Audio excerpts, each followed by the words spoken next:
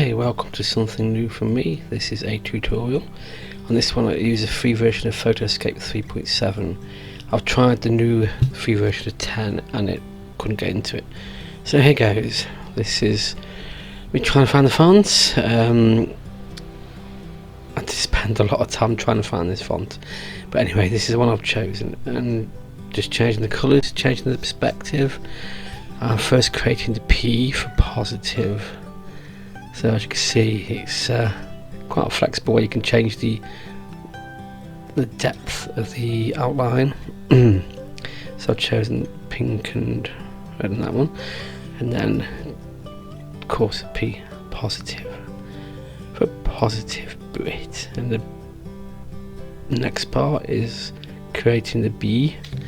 This one, it took a while for me to get the hang of adding the letters together. I didn't think that at first. I was trying different ways, different things, and this suddenly come to me. I'm thinking about the P and the B. Yeah, so this is what come up. I thought, well, the P looks like the top part of the B, so there's a spelling mistake there, sorry. So yeah, this is where the idea come from. This is what it was going to be in the first place, positive Brit. That's what it was going to be. But then I thought, one minute, look at this. There you go. There I am. I'm joining it together now. I'm doing the B to cover the P to get the right perspective. You can change. See, look, it looks just, I don't know. It was like it was meant to be. I remember when I chose the word positive Brit, I changed my name that many times a few years ago. See, there you go, the P and the B. P for positive, B for Brit. And that is how I created my logo. Of course I took the rest of the words out because the P and the B, the title's in the name really, isn't it? So there you go, I'm changing the colours again now. I think the black and the dual colour were the better ones. So anyway, yeah, so as I was saying,